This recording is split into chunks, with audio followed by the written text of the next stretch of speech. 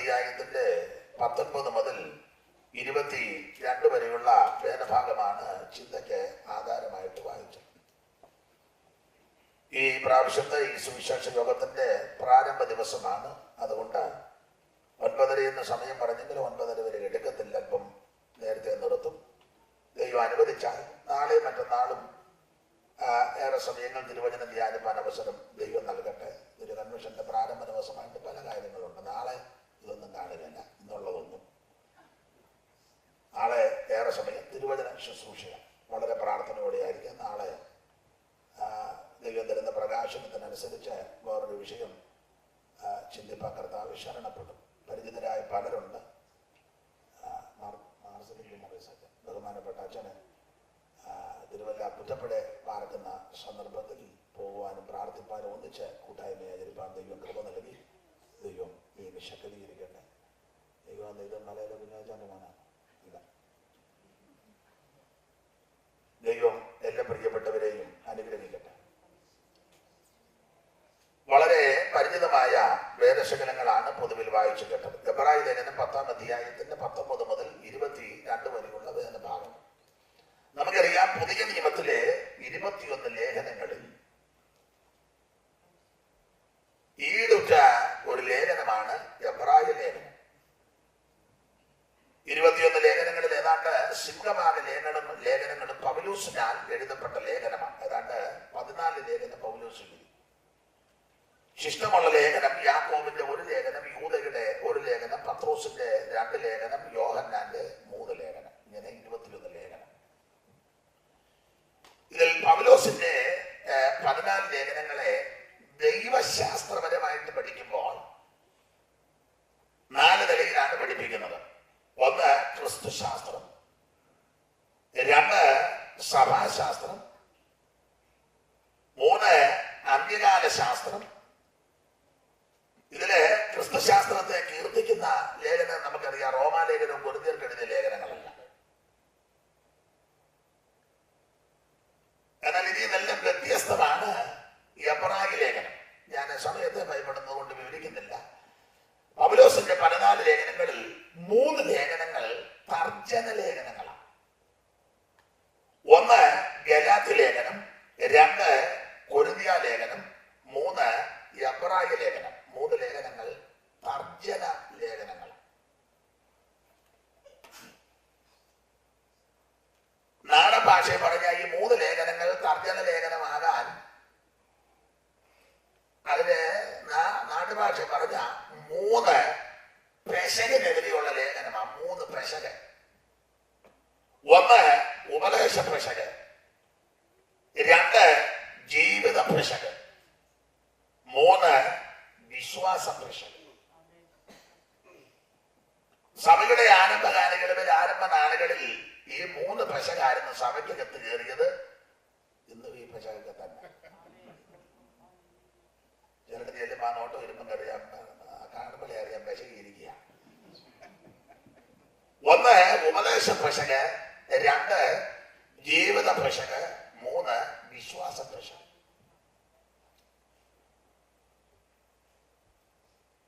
ഇടയ്ക്ക് ഒരു കാര്യം ഒന്ന് സൂചിപ്പിക്കട്ടെ. ഒരു സ്തോത്രം പറയുന്നതുകൊണ്ട് കുഴപ്പമൊന്നും ഇല്ല.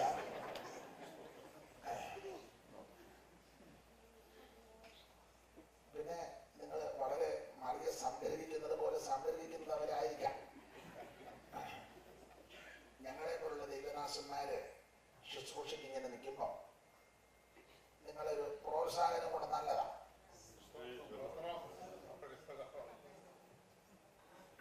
ദൈവത്തിന് സ്തോത്രം. കാരണം ഒന്നാമത്തെ കാര്യം, എല്ലാവർക്കും ഈ അസുഖങ്ങൾ ഒത്തിരി ഉണ്ട്. ദീനമൊക്കെയാണ്. ഈ മസിൽ പിടിച്ചിരുന്നാൽ പിന്നെ ഇത് അസുഖം കൂടും. നാളെ യോഗത്തിന് വരാനൊക്കെ അതേസമയം ഫ്രീ ആയിട്ട് 2 സ്തോത്രമൊക്കെ പറഞ്ഞാൽ ഉള്ള കെട്ടുടഞ്ഞ് യോഗത്തിന് വന്നിട്ട്. പണ്ട് നാട്ടിലൊരു ചൊല്ലുണ്ടായിരുന്നു, അടിയന്തരത്തിന് വന്നിച്ച് മുടിയാതിരാകരുത്. അപ്പൊ അത് സന്തോഷമായിട്ട് എല്ലാവരും പിരിയണം. അപ്പോൾ 3 പെശക്. 1 ഉപദേശ പെശക്, 2 ജീവിത പെശക്, 3 വിശ്വാസ പെശക്. 3 പെശക്. നമുക്കറിയാം, അതിൽ ഗലാത്യ ലേഖനം ഉപദേശ പെശകിന് എതിരെ എഴുതിയ ലേഖനം. ലേഖനം ജീവിത പ്രഷർ കണ്ട് കറക്റ്റ് ചെയ്യാൻ എഴുതിക്കണം. എന്നാൽ ഇതിന് വ്യത്യസ്തമായ എബ്രായ ലേഖനം വിശ്വാസത്തിൽ പ്രഷക സംഭവിച്ച എബ്രായ ക്രിസ്ത്യാനികളെ പ്രഷക കൂടാതെ വിശ്വാസത്തിൽ യൂദായുടെ ഭാഷ പറഞ്ഞ അതിവിശുദ്ധ വിശ്വാസം ആഴ്ച മാറ്റുന്നതല്ല, ഒരിക്കലായി പരമേൽപ്പിച്ചതാണ്. ഇത് ഉറങ്ങി തെളിയുമ്പോൾ ഉപദേശം മാറ്റില്ല. നമ്മൾ പറയും ഇന്നലെ കണ്ട പുള്ളിയല്ലല്ലോ ഇത്, അത് പ്രത്യേകമാണ്. അത് മുത്തം കാണുമ്പം മാറ്റുന്ന ഉപദേശമല്ല ഇത്. ആൾക്കാരുടെ വണ്ണോ പൊസിഷനും പ്രൗഢിയും കാണുമ്പോൾ മാറ്റുന്ന ഉപദേശമല്ല ഇത്. സ്തോത്രം.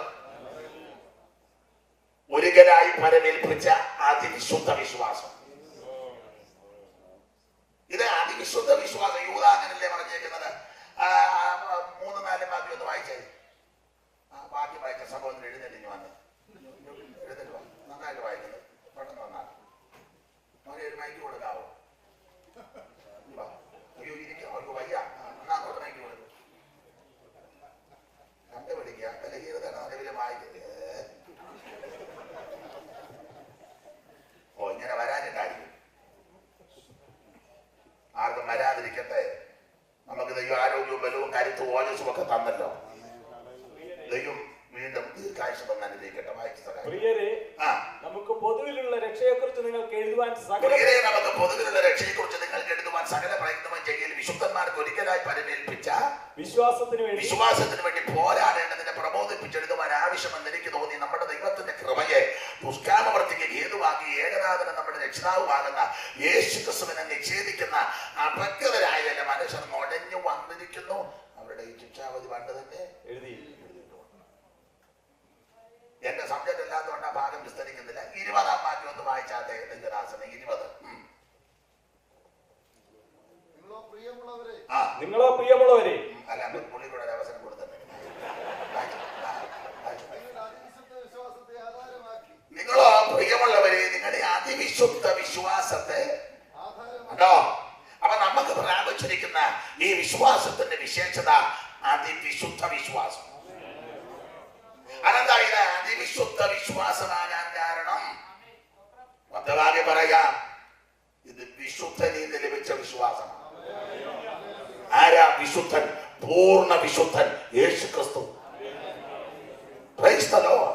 വിശുദ്ധനായ, നിർമ്മലനായ, ഉന്നതനായ, മഹിമയുള്ള യേശു ക്രിസ്തുവിൽ നിന്ന് ലഭിച്ച വിശ്വാസമാകയാൽ ഇത് അതിവിശുദ്ധ വിശ്വാസമാണ്. നമ്മുടെ വിശുദ്ധി കൊണ്ടല്ല.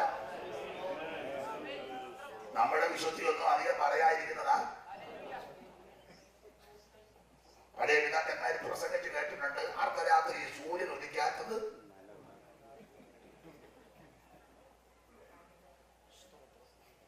പണ്ടൊരു സമയം വലിയ ഉണർവ് യോഗം നടക്കുക, എല്ലാവരും ആത്മാവിൽ നിറയ്ക്കുക, നൃത്തം ചെയ്യുക. അവിടെ ഇരിക്കുന്ന ശുശ്രൂഷകൻ 10-25 കൊല്ലമായിട്ട് ആ സഭയിലെ പാസ്റ്റർ. പുള്ളി വന്നു കഴിഞ്ഞാൽ ഇവര് മിക്കവരും വന്നത്. എല്ലാവരും പുള്ളിക്ക് ഒരുമാതിരി അറിയാം. ഭയങ്കര ഉണർവ് നടക്കുക, ചാടുകയും ബഹളവും നല്ലതാണ്. ഭയങ്കര ചാട്ടം അന്യഭാഷയും നൃത്തമൊക്കെ ചെയ്തപ്പോൾ ഉപദേശി അങ്ങോട്ട് മാറി നിന്ന് കർത്താവേ ഇപ്പം വരിക, 3-4 കൊണ്ടുപോകാൻ. 1 മണി കഴിഞ്ഞാൽ ഒരെണ്ണത്തിന് 1 മണി വരെ ആരാധന. 1 മണി കഴിഞ്ഞാൽ ഒരെണ്ണത്തിന് 11:45 വല്ലതും വരികയാണ്. മനസ്സിലായി? നിങ്ങൾ നല്ല കൂർമ്മ ബുദ്ധിക്കാരാ ഞാൻ പറയുന്നത്. പെട്ടെന്ന് നിങ്ങൾ പിടിച്ചെടുക്കും. ദൈവത്തിന് സ്തോത്രം. നമ്മുടെ വിശുദ്ധി കൊണ്ടല്ല നമ്മൾ നിൽക്കുന്നത്. നമ്മുടെ പൂർണ്ണത കൊണ്ടല്ല നമ്മൾ നിൽക്കുന്നത്. നമ്മുടെ ശ്രേഷ്ഠത കൊണ്ടല്ല നമ്മൾ നിൽക്കുന്നത്. കൃപയാണ്. പക്ഷെ ഈ വിശ്വാസത്തിന്റെ വിശേഷത ഇത് അതിവിശുദ്ധ വിശ്വാസം. വിശുദ്ധനാകുന്ന യേശു ക്രിസ്തുവിൽ നിന്ന് ലഭിച്ചത്. അത് വിഷയത്തിലേക്ക് വരാമ്പോൾ ഈ 3 ലേഖനം, തർജ്ജമ ലേഖനം, 3 പ്രസംഗത്തിലെ 1 ഉപദേശ പ്രസംഗം, 2 ജീവിത പ്രസംഗം, 3 വിശ്വാസ പ്രസംഗം. ഓർമ്മിച്ചല്ലോ, ഗലാത്യ ലേഖനം ഉപദേശ പ്രസംഗത്തിനെതിരെ എഴുതിയ ലേഖനം. കാരണം ഗലാത്യ സഭയ്ക്കകത്ത് ഈ മുഴഞ്ഞു കയറ്റക്കാർക്ക് ദുരുപദേശം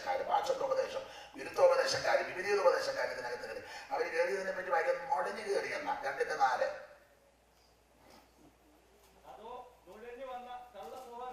നുഴഞ്ഞു വന്ന അതൊരു നല്ല ഭാഷാപ്രയോഗമാണ്. നുഴഞ്ഞു വരിക. മലയാള ഭാഷയ്ക്ക് കൊടുക്കുന്ന പ്രത്യേക സന്ദർഭങ്ങളിൽ കൊടുക്കുന്ന ഒരു പദമാണ്. ഉദാഹരണം, പാകിസ്ഥാൻ സേന നുഴഞ്ഞു ഉണ്ടോ? പലസ്തീൻ സേന രൂക്ഷമായ, ഭീകരമായ, ഭയാനകമായ പ്രശ്നങ്ങൾ സംഭവിക്കുന്ന സന്ദർഭത്തിൽ കൊടുക്കുന്ന ഒരു പത്രഭാഷ എന്നർത്ഥം. ആ ഭാഷയാണ് പൗലോസ് ഉപയോഗിച്ചിരുന്നത്. സഭയ്ക്കകത്ത് ദുരുപദേശക്കാർ, ഈ ദുരുപദേശക്കാർ നേരെ വരികയല്ല. ഒന്നേ പമ്പി ഇരിക്കില്ലേ, പുറകിരിക്കില്ലേ,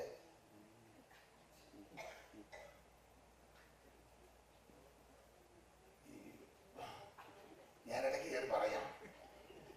ദുരുപദേശക്കാർ നേരെ വരികയല്ല. നിങ്ങളെല്ലാം ഇപ്പം നേരെ വന്ന് വിട്ടിരിക്കുക, ഞാനും നേരെ വന്നതാണ്. കാരണം നമ്മളെല്ലാം വരവിന്റെ ഉദ്ദേശം നല്ലതാണ്. പാകിസ്ഥാൻ സേന നുഴഞ്ഞു കയറി. അപ്പൊ ആ വരവിന്റെ ഉദ്ദേശം നല്ലത് ഇന്ത്യയെ തകർക്കാൻ വരുന്നതാണ്. ഇന്ത്യക്ക് ഗുണം വരുത്താനാ വരുന്നെങ്കിൽ ഇന്ത്യ ഗേറ്റിൽ കൂടി അന്തസ്സായിട്ട് ഉദ്യോഗസ്ഥരെ വിളിച്ചത്, ചുമതലപ്പെട്ടവരെ വിളിച്ച് സല്യൂട്ട് സ്വീകരിച്ചില്ലേ കയറി വരേണ്ടത്. കമ്പിവേലിയുടെ ഇടയിൽ കൂടെ വരുമ്പോൾ ഓർത്തോണം, അവൻ ഇന്ത്യക്ക് ഗുണം വരുത്താൻ വരുന്നവൻ അല്ല. അവ സഭയ്ക്കകത്ത് ദുരുപദേശക്കാർ നേരെ വരികയാണ്. അവിടെ ഇരിക്കുന്ന ശുശ്രൂഷകൻ, അല്ലെങ്കിൽ നടത്തിപ്പുകാര്, എൽഡേഴ്സ് കൈ കൊടുത്തു, കഴിയപ്പെട്ടു, ഇരുന്നു. ഉദ്ദേശം നല്ലതാണ്. നുഴഞ്ഞു വരുമ്പോൾ ഓർത്തോണം, ഇവൻ സഭയ്ക്ക് ഗുണം വരുത്താൻ വരുന്നവനല്ല, സഭയെ നശിപ്പിക്കാൻ വരുന്നവനാണ്. അപ്പോൾ ദുരുപദേശക്കാർ നുഴഞ്ഞാളിരുന്നവർ നേർക്ക് നേരെ വരിക. വരവിന്റെ ഉദ്ദേശം വേറെയാണ്. സഭ നന്നാക്കാൻ വരുന്നതല്ല, സഭയെ നശിപ്പിക്കാൻ വരുന്നതാണ്. ഈ പൗലോസ് ഇടയ്ക്ക് കയറി പറയാം. പൗലോസ് നാളെ ഒരു രോഗമുണ്ടല്ലോ.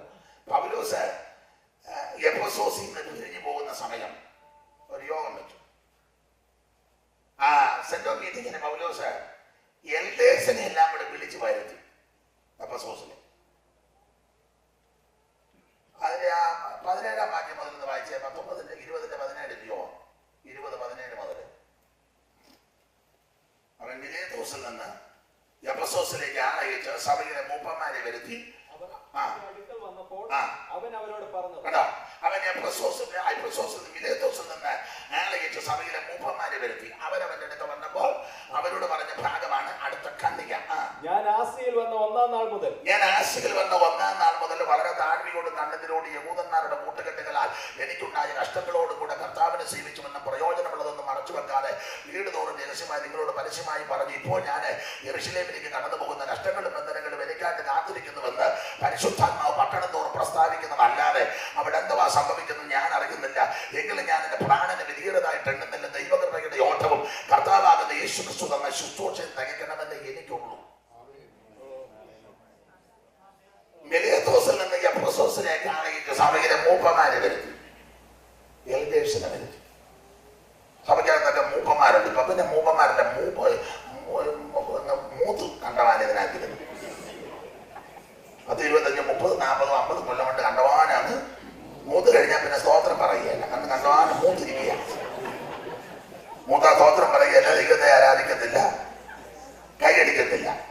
കൈയടിക്കാനൊക്കെ ഈ ആരാധനയ്ക്ക് കഴിയും. പക്ഷെ ആ ഭക്ഷണത്തിന്റെ കത്തി കൊണ്ടുവിടുന്ന നല്ല വൃത്തിയായിട്ട് ഇതൊക്കെ ദൈവം കണ്ടോണ്ടിരിക്കുക. നിന്റെ തകല വിളച്ചിലും.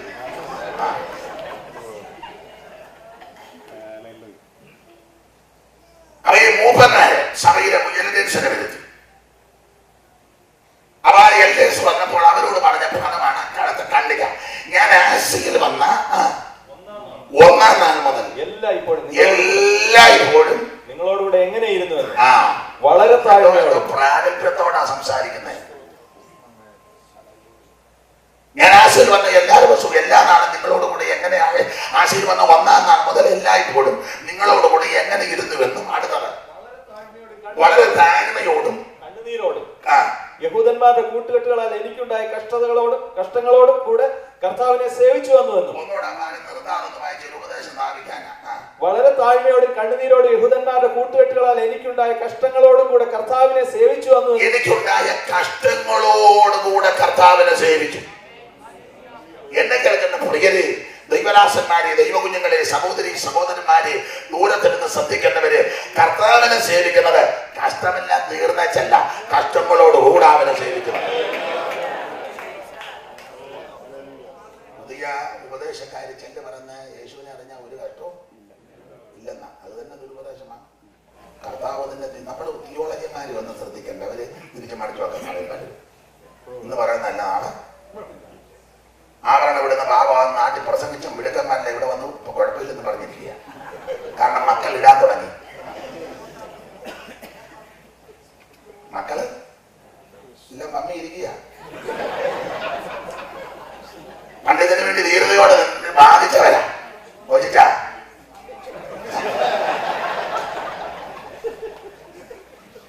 സ്തോത്രം. ഞങ്ങളാകുമ്പോ പിന്നെ പണക്കമില്ലല്ലോ, എവിടെ താമസിപ്പിക്കണേ. ആ മൊത്തം അതിന്റെ കാര്യം പറഞ്ഞേ പോയില്ല, പിന്നെ എനിക്ക് അതൊന്നും.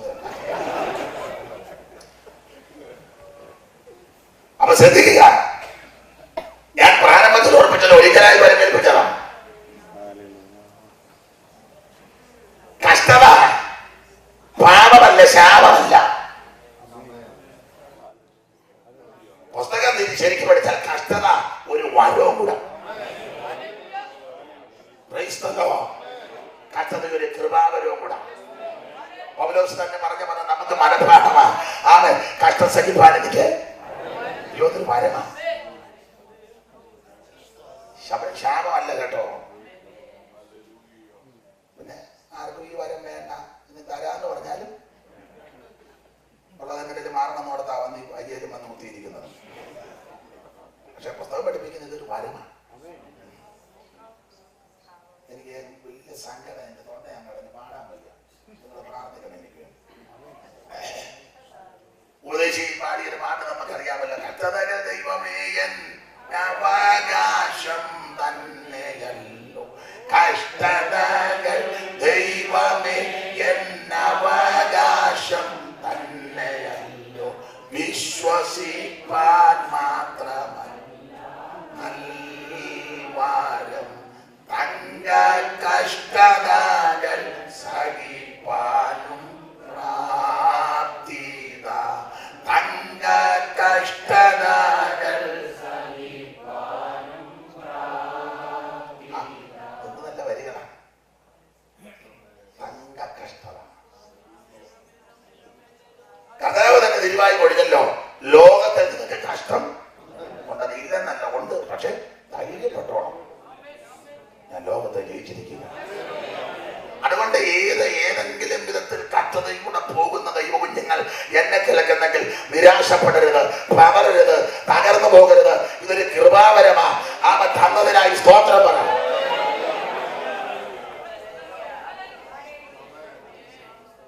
അതുകൊണ്ടാ ഈ പണ്ടത്തെ ഭക്തന്മാര് പാട്ടുകളോട് കൂടുതൽ ഇഷ്ടമായതുകൊണ്ട് ഇത് പാടുകയും പറയുകയും ചെയ്യുന്നത്. അതിലെ അകത്തിരിക്കുന്നതെല്ലാം ഇതാണ്. ഭക്തന്മാരൊക്കെ പാടിയോ? പഴയ ഭക്തന്മാര് കഷ്ടതയുടെ കൈപ്പൊന്നീരിൻ പാത്രവും അങ്ങയങ്കാരങ്ങളിൽ കൂടിപ്പാൻ തന്നാൽ ചോദ്യം ചെയ്യാതെ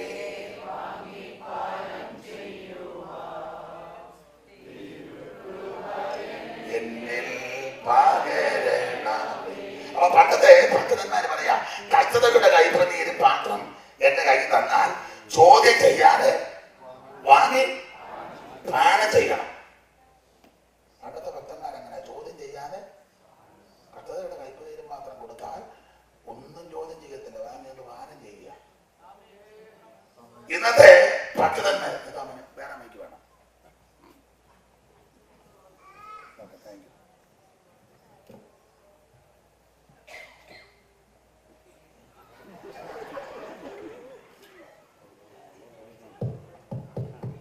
ഓക്കെ,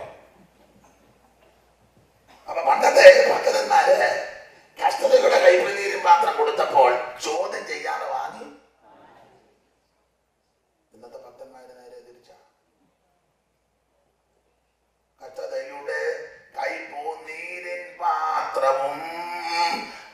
ഇന്ന് എൻ കാലങ്ങളിൽ കൂട്ടിപ്പാൻ തന്നാൽ പാനം ചെയ്യാതെ വാങ്ങി ചോദ്യം ചെയ്യും. നേരെ തടത്തിലും ഇന്ന് എത്തതകയുടെ കൈപ്രതീരും മാത്രം കൊടുത്താൽ ഒരെണ്ണം കുടിക്കുകയല്ല, അത് കൈ വെച്ചുകൊണ്ട് ചോദിക്കുക തന്നെ ഇപ്പൊ തരാൻ കാരണം. പണ്ടത്തെ ഭക്തന്മാര് ചോദ്യം ചെയ്യാതെ വാങ്ങി പാനം ചെയ്തു. സ്തോത്രം. അതുകൊണ്ട് ഇന്ന് രാത്രി കഷ്ടതയ്ക്കും ബുദ്ധിമുട്ടും പോരാട്ടങ്ങൾ സഹിക്കുന്ന ദൈവോന്യങ്ങൾ നിരാശപ്പെട്ടു പോകുന്നത് ഇതൊരു വരമാണ്. അതെ, പൗലോസ് പറയാ കഷ്ടങ്ങളോടുകൂടെ കർത്താവിനെ സേവിച്ചു എന്നും പ്രയോജനങ്ങളൊന്നും മറച്ചു വെച്ചിട്ടില്ല. എന്ന് പറഞ്ഞ ആരുടെ മുഖമൊന്നും നോക്കുന്നില്ല, ഒന്നും മറച്ചു വെച്ചിട്ടില്ല. ഞാൻ പോന്നപ്പോഴേ എന്റെ ഭാര്യ പറഞ്ഞ അവിടെ സൂക്ഷിച്ചു വേണം, ഒന്നും അധികം ഒന്നും. നമ്മൾ ഈ കൊതുക് പോരുന്നത് പോലെ പോരുന്നത്. കൊതുകിനോട് ഭാര്യ ചോദിച്ചു അത്താഴം വേണം, ഒന്ന് പുള്ളി പറഞ്ഞു അത്താഴം വെക്കണ്ട, ഒന്നേ കുടിച്ചാകുമല്ലേ അടിച്ചാകും, എന്തായാലും ചാകും എന്നുള്ളത് ഒന്നേ കുടിച്ചാകുമല്ലേ. ആരെങ്കിലും ഒരാൾ വേണ്ടേ? അപ്പൊ ഇത് ഒരു മരമാണ്. ഓർത്ത് സ്തോത്രം ചെയ്തോണ്ട് പ്രയോജനമുള്ളതൊന്നും മറച്ചു വെച്ചില്ല. പിന്നെ അതെ, അധികം വിസ്തരിക്കുന്നില്ല. കർത്താവിന്റെ മഹത്വം താഴോട്ട് തന്നെ പ്രാഗൽഭ്യം തെളിയിക്കുന്ന പദപ്രയോഗങ്ങളാണ് കൊടുത്തിരിക്കുന്നത്. പ്രയോജനമുള്ളതൊന്നും മറച്ചു വെക്കാതെ വീട് തോറും മനുഷ്യമായിട്ട് രഹസ്യമായിട്ടൊക്കെ നിങ്ങളോട് പറഞ്ഞു. ഇപ്പൊ ഞാൻ യെരൂശലേമിലേക്ക് പോകയാം, അവിടെ കഷ്ടങ്ങളും ബന്ധനങ്ങളും എനിക്കായിട്ട് കാത്തിരിക്കുന്നുവെന്ന് പരിശുദ്ധാത്മാവ് പട്ടണം തോറും പ്രസ്താവിക്കുന്നു. എന്ന് പറഞ്ഞാൽ ഇവിടെ കഷ്ടത മാത്രമേ ഉള്ളൂ. ഇനി യെരൂശലേം സഭയിലോട്ട് പോവുക, അവിടെ കഷ്ടങ്ങളും ബന്ധനങ്ങളും കാത്തിരിക്കുന്നത് പരിശുദ്ധാത്മാവ് പട്ടണം തോറും പ്രസ്താവിക്കുന്നു. നാടൻ ഭാഷ പറഞ്ഞ ഇനി ചെല്ലുമ്പോൾ അറിയാം എന്തോ കോടാലിയാണ്. പക്ഷേ എന്റെ പ്രാണനെ ഞാൻ അതാ വിഷയം, അതാ പോകാൻ നിർബന്ധിതനായത്. സ്തോത്രം. ഞാൻ എന്റെ പ്രാണനെ അങ്ങനെ വലുതായിട്ട് കാണുന്നില്ല. അത് എന്റെ ഓട്ടവും ദൈവകൃപയുടെ ആ കൃപയ്ക്കനുസരിച്ച് യേശു ക്രിസ്തു തന്ന ശുശ്രൂഷ നൽകണമെന്ന് എനിക്കുള്ളൂ. പൗലോസേ ധാരാളം കാര്യോടെ പറഞ്ഞിട്ട് പൗലോസ് നാടൻ ഭാഷ പറഞ്ഞാൽ ഒരു വെളിപ്പാട് പറഞ്ഞു. പൗലോസ് എഫെസോസിലെ മൂപ്പന്മാരോട് എൽഡേഴ്സിനോട് ഒരു വെളിപ്പാട് പറഞ്ഞു. ഞാനിവിടെ 3 കൊല്ലം കർത്താവിന്റെ വേല ചെയ്തു. ഈ 3 കൊല്ലത്തെ വേലയോ എന്തോ നല്ല പ്രവർത്തനമാണ്. ആ 3 കൊല്ലത്തെ വേലയിൽ 2 കൊല്ലം ബൈബിൾ ക്ലാസ് എടുത്തു. എഫെസോസ് 2 കൊല്ലം. സഭ നന്നായിട്ട് പോകണമെങ്കിൽ ബൈബിൾ ക്ലാസ് മസ്റ്റാണ്. തുള്ളിച്ചാടി പോയ ആരോഗ്യം കിടന്നും വിശ്വാസത്തിന് പോകും. ആരോഗ്യമുള്ളതുകൊണ്ടായി കിടന്ന് ആരോഗ്യം അസുഖമാകുമ്പോൾ അത് പരിവക്കേടാകും. പക്ഷെ അകത്ത് തിരുവചനം ഉണ്ടെങ്കിൽ, അഥവാ രോഗക്കിടക്കെ കിടന്നാൽ അകത്തിരിക്കുന്ന വചനം ക്രിയ ചെയ്തുകൊണ്ടിരിക്കും. അകത്ത് തിരുവചനം വേണം. ഞാൻ നിന്നോട് പാപം ചെയ്യാതിരിക്കാൻ നിന്റെ വചനം എന്റെ ഹൃദയത്തെ സംഗ്രഹിച്ചു. അവൻ സങ്കീർത്തനക്കാരെ പാടി എന്റെ ഹൃദയ ശുഭവചനത്താൽ കവിയുന്നു. എന്റെ ഹൃദയ രാജാവിന് വേണ്ടിയുള്ളത്. എന്റെ നാമ സമർത്ഥനായ ലേഖകന്റെ എടുത്തുപോലെ നമ്മുടെ വചനം ഹൃദയം തിരുവചനം കൊണ്ട് പൂരിതമാണ്. സ്തോത്രം. യേശുവിന്റെ സ്നേഹം കൊണ്ട് നിറയാം. സാറ് പണ്ടൊരു പാട്ട് പാടിയിരിക്കോ? എനിക്കോ പരഗതിയാരുള്ളൂ വതിന്നുന്നി രചിച്ചു സുരപുരമതിനാൽ. എനിക്കു പരഗതിയാരുള്ളൂ വതിന്നുന്നി രചിച്ചു സുരപുരമതിനാൽ. ദരിദ്രനകം തന്നെ സമൃദ്ധി ലഭിക്കുവാൻ ദരിദ്ര നിലയിലായി മരിച്ചു നീ. ദരിദ്രനന്ദ സമൃദ്ധി ലഭിക്കുവാൻ ദരിദ്ര നിലയിലായി മരിച്ചു നീ. സ്നേഹപൂരിത ജീവനാഥ. നമ്മുടെ ഹൃദയം തിരുവചനത്താലും ക്രിസ്തുവിന്റെ സ്നേഹത്താലും പൂരിതമാണ്. അപ്പൊ പൗലോസ് 3 കൊല്ലത്തെ പ്രവർത്തനത്തിൽ 2 കൊല്ലം ബൈബിൾ ക്ലാസ് എടുത്തു. അത് ആഴ്ചയിലൊന്നും മാസത്തിൽ 2 അല്ല, ദിവസേന ദിനം പ്രതി തുറന്നോസിന്റെ പാഠശാല. എന്തോ പ്രവർത്തനത്തിന്റെ ശൈലി കണ്ടോ? ദിവസേന തിരുവചനം പഠിപ്പിച്ചു. തുറന്നോസിന്റെ പാഠശാല. അത് 2 കൊല്ലം. അവ 2 കൊല്ലം നന്നായിട്ട് വചനം പഠിപ്പിച്ചു. അതുകൊണ്ടാണ് നാട്ടിലുള്ള യഹൂദന്മാരും എല്ലാം വചനം പഠിച്ചു. പിന്നെ 1 കൊല്ലം, മൊത്തം 3 കൊല്ലത്തെ പ്രവർത്തനം. 1 കൊല്ലം നന്നായിട്ട് സുവിശേഷം അറിയിച്ചു. എഫെസോസിൽ എല്ലാവരും സുവിശേഷ പ്രവർത്തനത്തിന്റെ മെത്തേഡ് ആ ഭാഗമൊക്കെ അപ്പോസ്തലപ്രവൃത്തി മൊത്തം പഠിക്കുമ്പോൾ അറിയാം. എല്ലാവരുടെ സുവിശേഷം പറഞ്ഞു. അവിടെ മൊത്തത്തിലൊരു പ്രയോഗമുണ്ട്. കണ്ടവരോട്, ചന്തസ്ഥലത്ത്, വഴിവക്കത്ത്, പുഴവക്കത്ത്, മെനക്കെടാതെ വീട് തോറും പരസ്യമായി രഹസ്യമായി ചെറിയവരോടും വലിയവരോടും. അങ്ങനെയുള്ള കാഴ്ചപ്പാട് നമുക്കുണ്ടായിരുന്ന എന്ത് നല്ലതായിരുന്നു. നമുക്ക് ആത്മഭാരമൊക്കെ ഉണ്ട്, ഇല്ലെന്നൊന്നും ഞാൻ പറയുന്നില്ല. പക്ഷെ എല്ലാവരും അല്ല, ചിലര് പ്രവർത്തിക്കാൻ പോകുന്നുണ്ടല്ലോ. നാട്ടിലുമുണ്ട്, പലയിടത്തും ഉണ്ട്. ഗോസ്പൽ ടീമാണ്. രണ്ടുപേര് വരും, ലഘുലേഖം കാണും. ചിലര് ഞാൻ ശ്രദ്ധിച്ചിട്ടുണ്ട്, നടന്നിങ്ങനെ പോകുമ്പോൾ വലിയ വീട് കാണും. എന്നാൽ കൂടെയുള്ളവൻ നമുക്ക് അങ്ങോട്ട് കയറാം. അവിടെ നമ്മുടെ കടയിൽ വന്ന ഒരു അസറ്റാണ്. എന്നാൽ കൂടെയുള്ളവർ അവർ നമ്മളോടൊന്നും എന്നാ നമുക്ക് കയറാം അവർ നമ്മളോടൊന്നും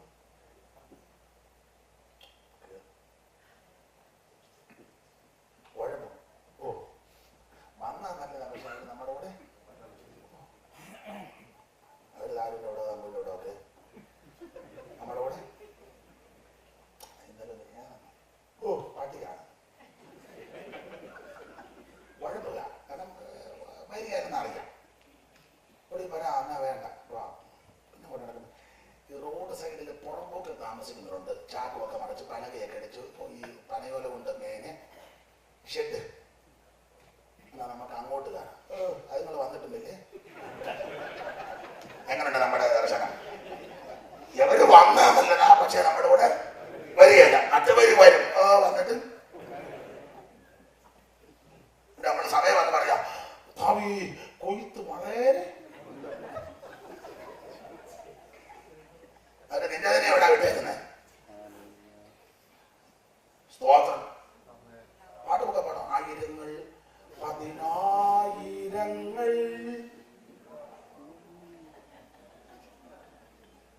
പൗലോസിന്റെ ദർശനം ഈ യോഗങ്ങൾ നമുക്കുണ്ടാകട്ടെ. എല്ലാവരുടെ സുവിശേഷം പറഞ്ഞു. കക്ഷപക്ഷ വർണ്ണ വർണ്ണ വ്യത്യാസം കൂടാതെ സുവിശേഷം എല്ലാവർക്കും ആവശ്യമാണ്. ഏത് ജാതിയിലും ഗോത്രത്തിലും സമൂഹത്തിലും കുടുംബത്തിലും കുലത്തിൽപ്പെട്ടവര് സുവിശേഷം ആവശ്യമാണ്. സുവിശേഷം എല്ലായിടങ്ങളിലും ചെല്ലട്ടെ. എല്ലാവരും സുവിശേഷം കേൾക്കട്ടെ. സ്തോത്രം. നരമോചികളെ നരസ്നേഹികള ഉത്തമ സോദരരാകും. നരഭോജികളെ നരസ്നേഹികള ഉത്തമ സോദരരാകും. വിമല മനോഹര സുവിശേഷം മംഗള ജയ ജയ സന്ദേശം. വിമല മനോഹര സുവിശേഷം മംഗള ജയ ജയ സന്ദേശം. എങ്ങും പുകഴ്ത്തുവിൻ സുവിശേഷം മംഗള ജയ ജയ സന്ദേശം. എവിടെയും പറയാൻ കൊള്ളാവുന്ന സുവിശേഷം.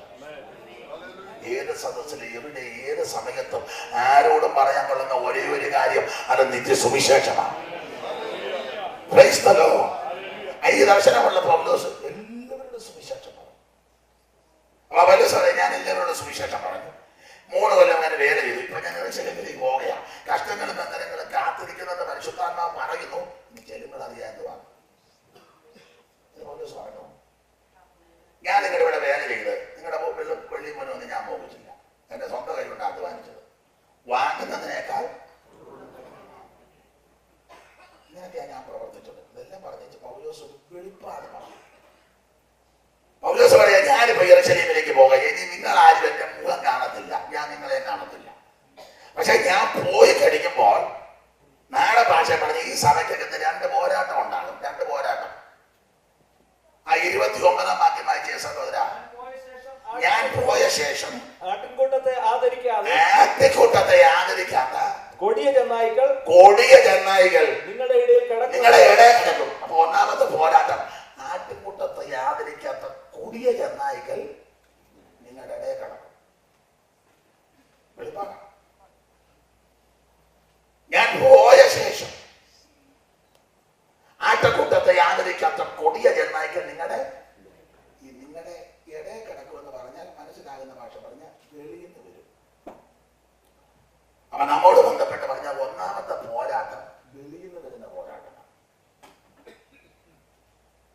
രണ്ടാമത്തെ പോരാട്ടം. അടുത്ത വാക്യം. ശിഷ്യന്മാരെ തങ്ങളുടെ പിന്നാലെ വലിച്ചു ശിഷ്യന്മാരെ തങ്ങളുടെ പിന്നാലെ വലിച്ചു കളയുവാൻ വിപരീത ഉപദേശം പ്രസ്താവിക്കുന്ന പുരുഷന്മാർ നിങ്ങളുടെ ഇടയിൽ എഴുന്നേൽക്കും. അപ്പൊ രണ്ട് പോരാട്ടം. ഒന്ന് വെളിയിൽ നിന്ന് വരുന്ന പോരാട്ടം, രണ്ട് അകത്തു നിന്നുള്ള പോരാട്ടം.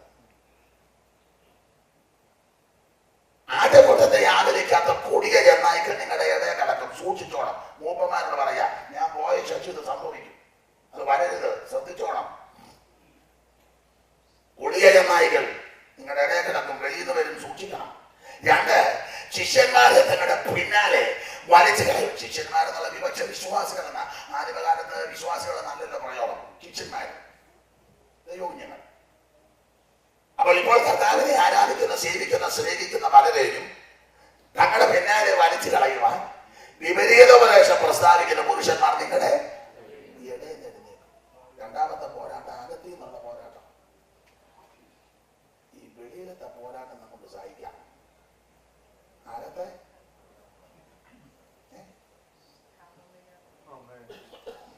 സുവിശേഷ വിരോധിയായ ഒരുത്തൻ ഉപദ്രവിക്കാമെന്ന് അവനെ പ്രാർത്ഥിച്ചൊതുക്കാം, ഒതുക്കിയിട്ടുണ്ട്. ഞങ്ങൾ കൊണ്ട് അടിമാലി ഒരു ടീം പ്രവർത്തനം ഉണ്ടായിരുന്നു. അടിമാലി ഞാൻ സാക്ഷ്യം പറഞ്ഞുകൊണ്ടിരിക്കുക, ആനവരടിക്കപ്പെടണം. അപ്പോൾ ഞാൻ പറഞ്ഞു ഈശോയെ രക്ഷിച്ചെന്നൊക്കെ ഈ സാക്ഷ്യം പറയാം. അപ്പോൾ ഒരു സഹോദരൻ കാൽമുണ്ടൊക്കെ കൊടുത്ത് അവിടെ വന്ന പിച്ചോടെ പൊക്കി കൊടുത്ത് എന്റെ മുന്നിൽ അങ്ങോട്ടും ഇങ്ങോട്ടും നടന്നില്ല, അങ്ങോട്ടും ഇങ്ങോട്ടും. അപ്പൊ ഞങ്ങളുടെ കൂടെ വേച്ചനോട് എന്ന് പുള്ളിയൊക്കെ ചോദിച്ചു, അവനോട് നിർത്താൻ പറയാം എന്നോട്. അപ്പം ഒരു പുരുഷൻ തൊട്ടി അപ്പറെ ശ്രീനാരായണ ഗുരുദേവന്റെ ഒരു ഇപ്പറെ മുസ്ലിങ്ങളുടെ ഒരു നേർച്ചപ്പെട്ടിലുണ്ട്, ചന്ദ്രകല നടുക്കാണ് നമ്മൾ നിൽക്കുന്നത്. അപ്പൊ പിന്നെ അങ്ങോട്ടും ഇങ്ങോട്ടും നടക്കുന്നിട്ട് അവിടെ ഒരു മെന്നെ ഇങ്ങനെ നോക്കും.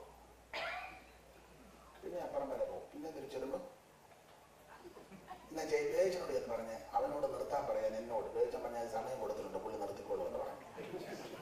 നല്ല പറ്റിയ പുള്ളിയാ വേച്ചൻ. കുറച്ച് കഴിഞ്ഞപ്പോൾ അവൻ പറഞ്ഞ് നിർത്തിയില്ലെങ്കിൽ വടിവാളിന് വിട്ടുവന്നു. വേച്ചൻ പറഞ്ഞ് പെട്ടെന്ന് വിട്ടു, ആരും തിരക്കത്തൊന്നുമില്ല, വീട്ടിൽ നിന്ന് ഇങ്ങനെ പോന്നേക്കുന്ന. പിന്നെ കേട്ടവൻ പറഞ്ഞ് ഇന്ന് വെട്ടുന്നില്ല, നാളെ വെട്ടുന്നു. ഏതായാലും ഇതുവരെ വെട്ടിയില്ല. ദൈവം പറയാതെ ഒരുത്തരും നിന്നെ തൊടുകയല്ല. സ്തോത്രം. എന്റെ തലമുടി പൊഴിയണമെങ്കിൽ ഇന്ന് രാവിലെ എത്ര മുടി പൊഴിഞ്ഞെന്ന് എനിക്ക് നിങ്ങൾക്കും അറിയാൻ മേല, പക്ഷെ അവരെ രണ്ടു വെച്ചിരിക്കുക.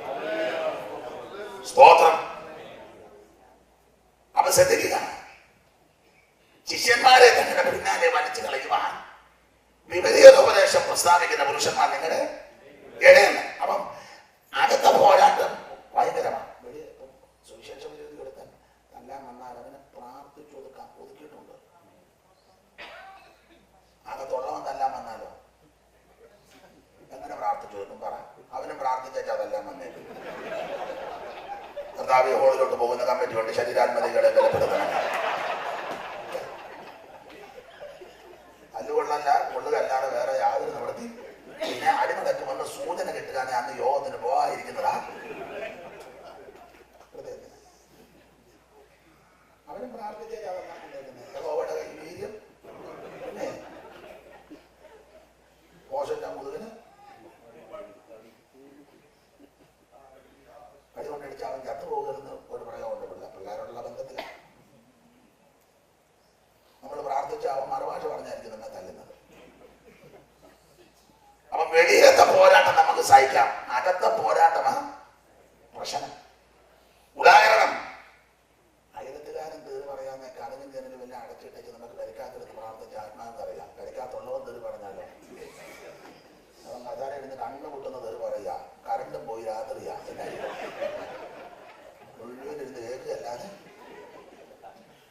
ബുദ്ധിമുട്ടാണ്. ഇതുപോലൊരു വിഷയമാണ് ഉപദേശം. ശിഷ്യന്മാരെ തങ്ങളുടെ പിന്നാലെ വലിച്ചു കളയുവാൻ വിപരീതോപദേശം പ്രസ്താവിക്കുന്ന പുരുഷന്മാർ നിങ്ങളുടെ ഇടയിൽ എഴുന്നേൽക്കും. പൗലോസിന്റെ വെളിപ്പാടിലായി പറയുന്നത്. നന്നായിട്ട് പൗലോസ് നന്നായിട്ട് വിവേചിക്കും. ആ പ്രയോഗം ശ്രദ്ധിച്ചോ, ഇങ്ങനെ ഞാൻ പോയ ശേഷം എന്ന് പറഞ്ഞാൽ ഞാൻ ഉള്ളപ്പം നാടൻ ഭാഷയാ, ഒരുത്തന്റെ ഒരു വിത്തലാട്ടോ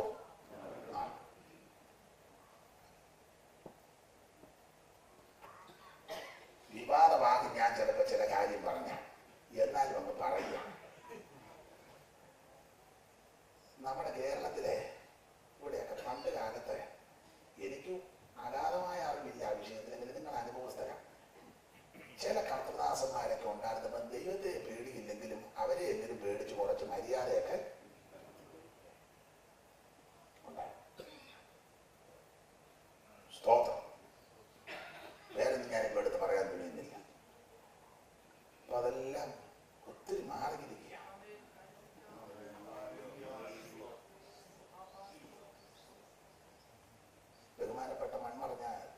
ഉണ്ടായിരുന്നപ്പോൾ കുറെ പേടിയുണ്ടായിരുന്നു.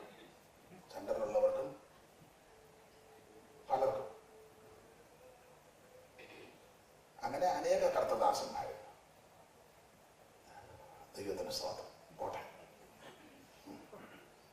ഇപ്പൊ ആർക്കും കാര്യമില്ലേ? നാട്ടിൽ ചൊല്ലുണ്ട് ഏകപട എമ്പട ത്രിപട ചമ്പട.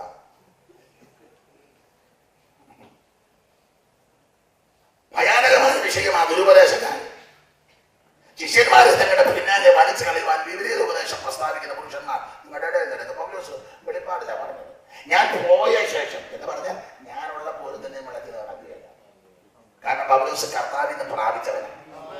അതാ പൗലോസ് പറഞ്ഞല്ലോ, എനിക്ക് ഡമസ്കസിന്റെ പടിക്ക് വെച്ച് ക്രിസ്തുവിനെ ഞാൻ ദർശിച്ചു. അവൻ സൂര്യനേക്കാൾ കവിഞ്ഞൊരു പ്രകാശത്തിന് ഞാൻ ഹിതപ്പെട്ടു. വാഹനമൃഗത്തിന്റെ പുറത്തുനിന്ന് ഞാൻ താഴെ വീണു. അഗിരിപ്പാവിനോട് അതുകൊണ്ടാണല്ലോ നല്ല ഉച്ചസ്ഥലം പറഞ്ഞത്, അഗിരിപ്പാവെ ഞാൻ സ്വർഗീയ ദർശനത്തിന് അനുസാരത്തിന് കാണിച്ചിട്ടില്ല, കാണിക്കാൻ താല്പര്യമില്ല. ഞാൻ സ്വർഗീയ ദർശനമാണ് പ്രാപിച്ചത്. ഡമസ്കസിന്റെ പടിക്ക് വെച്ച് നട്ടുച്ച നേരത്ത് ഞാൻ യേശുവിനെ ദർശിച്ചു. പറഞ്ഞു, കർത്താവിനെ ഞാൻ കണ്ടപ്പോൾ യേശുവിനെ അറിഞ്ഞ് യേശുവിനെ രുചിച്ച് യേശുവിനെ ഡയറക്റ്റ് കണ്ടു. സൗലി സൗലി എന്ന് വിളിക്കുന്ന ഒരു ശബ്ദം, നീ ആരാവുന്ന കർത്താവെ, നീ ഉപദ്രവിക്കുന്ന യേശുവാണ്. ഈ കണ്ണം നടന്നു. ആ ഭാഗമൊക്കെ നിങ്ങൾക്ക് അറിയാം. പക്ഷേ പൗലോസ് പറഞ്ഞിട്ട് അങ്ങനെ ഞാൻ ക്രിസ്തു ദർശനം പ്രാപിച്ചു കഴിഞ്ഞപ്പോൾ ഞാൻ യെരൂശലേമിലോട്ടൊന്നും പോയില്ല. സാധാരണ അങ്ങനെയൊക്കെ യെരൂശലേമിൽ ചെന്ന് ഹാജർ വെക്കണം. അവിടെ തൂണുകളല്ല ഇപ്പോൾ. മെയിൻ തൂണ് നമ്മൾ പറയാം, സഭയുടെ നെടും തൂണ ഒരു ഗോത്രം പോലും പറയുക തൂണായിട്ട് ഇങ്ങനെ ഇരിക്കുക. അപ്പൊ യെരൂശലേമിൽ ഒത്തിരി തൂണുകളുണ്ട്. കേഫാവുണ്ട്, യാക്കോവുണ്ട്. അന്നത്തെ മേലധ്യക്ഷൻ യാക്കോവ. പിന്നെ പത്രോസുണ്ട്, കേഫാവുണ്ട്, യോഹന്നാനുണ്ട്. മെയിൻ ആൾക്കാരെല്ലാം ഇരിപ്പുണ്ട്. പക്ഷെ ഞാൻ ക്രിസ്തുദർശനം പ്രാപിച്ചപ്പോൾ ഞാൻ യെരൂശലേമിലോട്ടൊന്നും പോയില്ല. പൗലോസ് പറഞ്ഞ പദമൊക്കെ എനിക്ക് വളരെ ഇഷ്ടമാണ്. ഞാൻ ഒരു പ്രമാണിയെടുക്കലും പോയില്ല. അവിടെ പ്രമാണിമാരൊക്കെ ഒത്തിരിപ്പുണ്ട്. കാശുള്ളത്, കളറുള്ളത്, നിറമുള്ളത്, നിലവാരമുള്ളത്, അങ്ങനെ എല്ലാവിധ വലിയ പ്രമാണിമാരാണ്. ചിലയിടത്തൊക്കെ ചെല്ലുമ്പോൾ ചെല്ലുമാരുന്ന് ആശാനെ അറിയാമോ? തോത്രം പറയാത്ത നിന്നെ എന്നാത്തിനുള്ള കാശ് വല്ലോണ്ട് ഉറത്തി പോകുമോ? കാശ് വേണ്ടെന്നല്ല, കാശ് വേണം. കാശുണ്ടല്ലേ യോഗം ഇങ്ങനെ നടക്കുള്ളൂ. എനിക്ക് പോകണ്ടേ? പിന്നെ ഈ ദൈവദാസൻ വളരെ എനിക്ക് ടിക്കറ്റിന് വരെ കാശ് അയച്ചു തന്നു. സ്തോത്രം. ഞാൻ അല്പം പ്രതിസന്ധി കൂടെ പോവാൻ കുറ്റമല്ലി പറഞ്ഞത്. പൈസ വേണ്ടെന്നല്ല. അമേരിക്ക ഞങ്ങളെ പോലുള്ളവർ വരുന്നത് കാശിനാണ് വരുന്നത്. ആത്മഭാരം കൊണ്ട് വന്നൊന്നുമല്ല. ആത്മഭാരത്തിനാണ് ഞങ്ങളുടെ ഇവിടെ വേണ്ട സ്ഥലമുണ്ട്. കുട്ടനാട്ടിൽ ഇഷ്ടം പോലെ കായംകരി, കണ്ടങ്കരി, മിത്രക്കരി, ചാത്തങ്കരി, ഊരിക്കരി, കൈനകരി, കുട്ടമംഗലം, കയ്യില് ഇതും വേണ്ട സ്ഥലം. വെള്ളക്കുടി ആത്മഭാരം കരി ആ വള്ളത്തിൽ അങ്ങോട്ട് പോയപ്പോൾ പിന്നെ പ്ലെയിനെ കരി തന്നെ ഇങ്ങോട്ട് വന്നു. ആത്മഭാരം കൊണ്ട് വന്ന ആത്മഭാരം കൊണ്ട് അത് അഗാധമായി വന്നപ്പോൾ ഇങ്ങോട്ട് ഓടിപ്പോകുന്നതല്ല. പിന്നെ ഇവിടെ വന്ന് ദൈവം ഇതിനെ ശുശ്രൂഷിക്കുന്നു. അപ്പം മരിക്കുന്ന ആളൊക്കെ നോക്കട്ട് വേണ്ട, ആടിനെ കൊണ്ട് ജീവിക്കുന്ന അതിന്റെ പാല്, അങ്ങനെയൊക്കെ പ്രമാണമുള്ളതുകൊണ്ടാണ്. പൈസ വേണ്ടെന്നല്ല, അത് ആവശ്യമാണ്. അതല്ല നിത്യതയ്ക്ക് ആധാരം. അപ്പൊ ചിലരെയൊക്കെ ഇങ്ങനെ പരിചയപ്പെടുത്തുമ്പോൾ ഞാൻ പിന്നെ ഉടക്കത്തിൽ എനിക്ക് ഊറിയ ചിരി വരും. സ്തോത്രം. പൗലോസ് പറയുക, എനിക്ക് യേശു ക്രിസ്തുവിനെ പറ്റി ദർശനം കിട്ടിക്കഴിഞ്ഞപ്പോൾ ഞാൻ യെരൂശലേമിലേക്ക് പോയില്ല. അവിടെ പ്രമാണിമാരൊക്കെ ഒത്തിരി ഉണ്ടായിരുന്നു. ഒത്തിരി പ്രമാണിമാര് യെരൂശലേം സഭയിലും ഒക്കെ. സഭകളിലെല്ലാം പ്രമാണിമാരല്ലേ. ആ ഇരിപ്പൊക്കെ ഒന്ന് കാണണം. ആ നോട്ടോ ഇരിപ്പും. ഞാന് ഒടുവിൽ ഇങ്ങനെ ഈ നെവരെ കിടക്കുന്നതാണ് ഞാൻ കാണുന്നത്. മനസ്സിലായോ? ഏത് മനുഷ്യനും ചെറിയ പ്രൗഢിയും ആ പത്രാസും എല്ലാം കൊണ്ടുപോവോ? 4 വിരലെ മർത്യനായൂസു നിൽക്കുന്നോരെല്ലാം മായ, 4 വിരലെ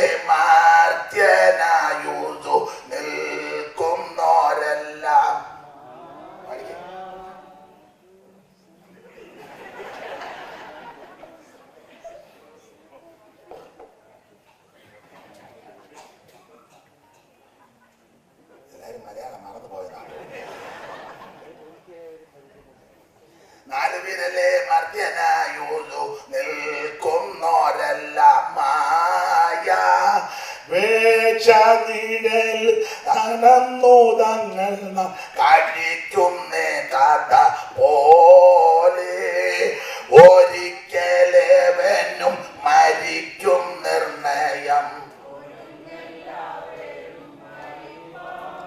ദരിദ്രൻ ധനികൻ വയസ്സൻ ശിശുവും മരിക്കുന്നില്ലയോ? ഓകേ ദരിദ്രൻ ധനികൻ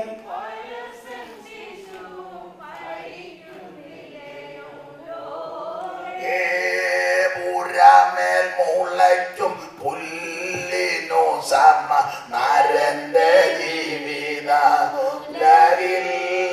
പുരമേൽ മുളയ്ക്കും പുല്ലിനു സമം നരന്റെ ജീവിതം ഉലകിൽ വാടിക്കൊഴിയും പുഷ്പം പോലെ ഓടിപ്പോന്നിടൽ പോലെ വാടിക്കൊഴിയും പുഷ്പം പോലെ ഓടിപ്പോന്നിടൽ പോലെ. ഏത് മനുഷ്യനും ഉറച്ചു നിന്നാൽ ഒരു ശ്വാസം.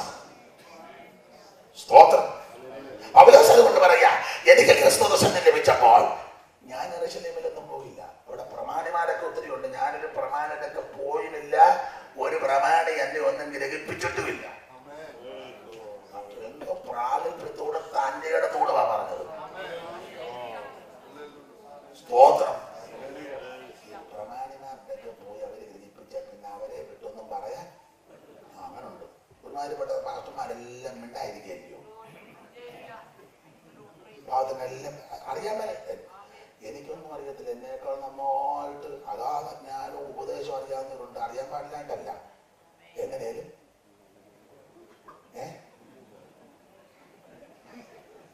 സ്തോത്രം. പേടിച്ചിരിക്കുക. ഭാര്യമാര് പറയും, നിങ്ങൾ ആവശ്യമില്ലാത്തൊന്നും പറയാൻ നിങ്ങൾ ഉപദേശം പറയണ രാത്രി എന്നോട് ഒരുക്കോളം ഉപദേശം പറഞ്ഞു. വേർപാടോ വിശുദ്ധിയോ എന്തുവാണെങ്കിലും ഞങ്ങളോട് പിള്ളേരുടെ നിങ്ങൾ ദൈവത്തിന് മഹത്വം. അങ്ങയെന്ന് കണക്ക് കൊടുക്കേണ്ടതാണ്. കൂലി അവന്റെ പക്കലും പ്രതിഫലം അവന്റെ കയ്യിലുമാണ്. അങ്ങ് ചെല്ലുമ്പോ കേൾക്കണം, നന്ന് നല്ലവനും വിശ്വസ്തനുമായ ദാസനെന്ന്. പൗലോസ് പറയുക, ഞാനൊരു പ്രമാണിലൊക്കെ പോയുമില്ല. ഒരു പ്രമാണി എന്നെ ഒന്നും ഗ്രഹിപ്പിച്ചു. പക്ഷെ ഞാന് ക്രിസ്തുദർശനം കിട്ടിയപ്പോ നേരെ അറബിയിലേക്ക് പോയി. കർത്താവിന്റെ തൃപ്പാദപീഠത്തിലിരുന്നു. അതുകൊണ്ടാണ് ഗലാത്യലേഖനം 1:1 വായിക്കുന്നത്, മനുഷ്യരാലുമല്ല മനുഷ്യനാലുമല്ല കർത്താവാകുന്ന യേശു ക്രിസ്തുവിനാലും അവനെ മരിച്ചവരുടെ ഇടയിൽ നിന്ന് ഉയർപ്പിച്ച അവൻ പിതാവായ ആ ദൈവത്താൽ പ്രാപിച്ച ശുശ്രൂഷ കർത്താവിന്റെ ഡയറക്റ്റ് പ്രാപിക്കുകയായിരുന്നു. അതുകൊണ്ടല്ലോ മാർമിക വിഷയങ്ങളെല്ലാം പൗലോസനല്ലേ വെളിപ്പെടുത്തുക. മറ്റുള്ളവർക്കൊന്നും അത്ര മർമ്മങ്ങൾ വെളിപ്പെടുത്തിയില്ലോ. പൗലോസ് പറഞ്ഞാൽ ഞാനൊരു മർമ്മം നിങ്ങളോട് പറയാം. സഭയുടെ മർമ്മം, വരവിന്റെ മർമ്മം, സാത്താന്യ മർമ്മം, ഇതെല്ലാം പൗലോസിനെ അധികം വെളിപ്പെടുത്തി കൊടുത്തത് കർത്താവിന്റെ പ്രധാനപ്പെടുത്തി. അതുകൊണ്ടാണ് കൊരിന്ത്യലേഖനം 11:21 പറഞ്ഞത്, ഞാൻ കർത്താവിൽ നിന്ന് പ്രാപിക്കുകയും. അങ്ങനെയൊക്കെ പ്രാപിച്ച നമ്മൾ പിന്നെ പ്രമാണിമാരെയും ആരെയൊന്നും ശ്രദ്ധിക്കേണ്ട കാര്യമില്ല. കാരണം അവരാരും ഗ്രഹിപ്പിച്ച് തന്നതല്ല. അതുകൊണ്ടാണ് പൗലോസ് കർക്കശമായി പറഞ്ഞു, ഞാൻ പോയ ശേഷം ആട്ടുകൂട്ടത്തെ ആദരിക്കാത്ത കൊടിയ ചെന്നായികൾ നിങ്ങളുടെ ഇടയിൽ കിടക്കും. ശിഷ്യന്മാരെ തങ്ങളുടെ പിന്നാലെ വലിച്ചു കളയുവാൻ വിപരീതോപദേശം പ്രസ്താവിക്കുന്ന പുരുഷന്മാർ നിങ്ങളുടെ ഇടയിൽ നിന്ന് സൂക്ഷിച്ചോണം. എൽഡേഴ്സിനോട് പറഞ്ഞു, വളരെ സൂക്ഷിച്ചോണം. ദുരുപദേശക്കാർ പോകും, നവീനോപദേശക്കാർ എഴുന്നേറ്റ് വരും, സൂക്ഷിക്കണം. ഞാൻ പോയ ശേഷം ഒപ്പോൾ ഞാനുള്ളപ്പോ ഒരുത്തന്റെ ഒരു വെള്ളത്തിലും, കാരണം കർത്താവിൽ നിന്ന് പ്രാപിച്ചതാ. 14 ലേഖനം എഴുതി, മാർമിക വിഷയങ്ങളെല്ലാം വെളിപ്പെടുത്തി, എല്ലാ നിലയിലും പ്രഗത്ഭന. അതുകൊണ്ട് പൗലോസ് ഇരിക്കുമ്പോൾ ഒന്നും നടക്കുകയല്ല. പൗലോസ് പറഞ്ഞു, ഞാൻ പോയ ശേഷം ഇത് സംഭവിക്കും, സൂക്ഷിക്കണം. എന്തിനേറിയാം, ഭാഗം പഠിക്കുമ്പോൾ അറിയാം. പൗലോസ് ഇവിടുന്ന് പോയി. ചരിത്രം പറയുന്നത് പൗലോസ് എഫെസോസിൽ നിന്ന് പോയി 1 കൊല്ലം തികയുന്നതിന് മുന്നേ എഫെസോസിൽ ദുരുപദേശക്കാരന്മാർ എഴുന്നേറ്റു. 1 കൊല്ലം കഴിഞ്ഞില്ല. എഫെസോസ് സഭയിൽ ദുരുപദേശകന്മാർ. ആ 1:19 വായിച്ച തിമോഥെയോസിന്റെ 1-ാം ലേഖനം 1:19.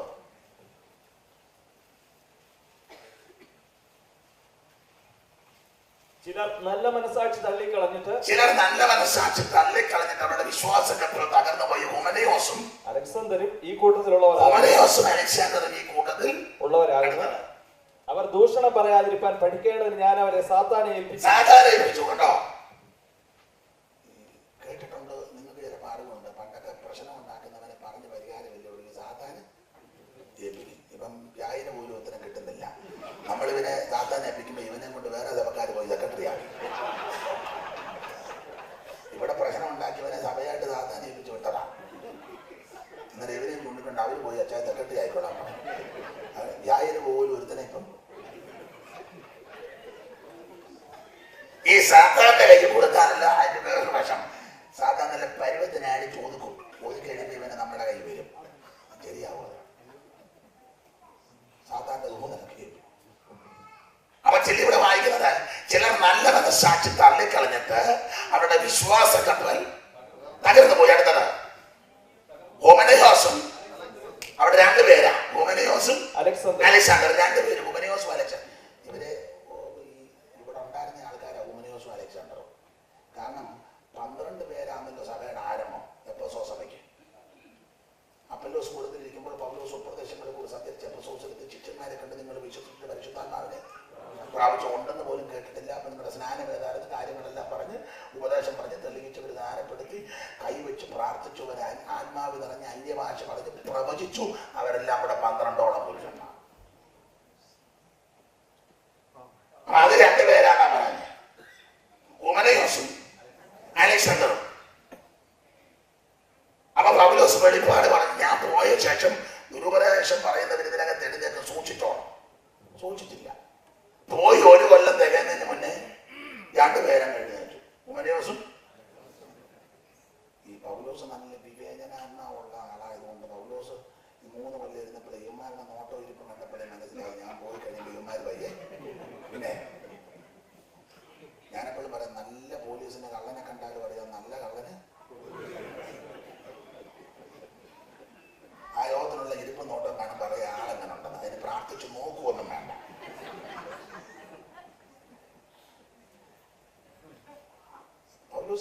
പൗലോസ് നന്നായിട്ട് വിവേചിക്കുന്ന ആളാണ്. അതിലൊരു സഹോദരി ദൂത് പറഞ്ഞല്ലേ, അത്യുന്നതനായ ദൈവത്തിന്റെ ദാസന്മാർ രക്ഷാമാർഗം അമ്മാമ്മയുടെ ഡേറ്റ് തരാൻ ശുശ്രൂഷിക്കണമെന്നാണ് പറഞ്ഞത്. നമ്മളന്നെ അമ്മാമ്മയ്ക്ക് ഡേറ്റ് കൊടുത്ത് തൂപ്പാട് വന്നാൽ അമ്മാമ്മയ്ക്ക് ഒരു ഡേറ്റും കൊടുത്തില്ല. ദൂത് കറക്റ്റാ. ദൈവത്തിന്റെ ദാസന്മാരാ രക്ഷാമാർഗം കറക്റ്റ് ദൂതാ. ദൂത് കറക്റ്റാ. ആത്മാവ് വേറെ.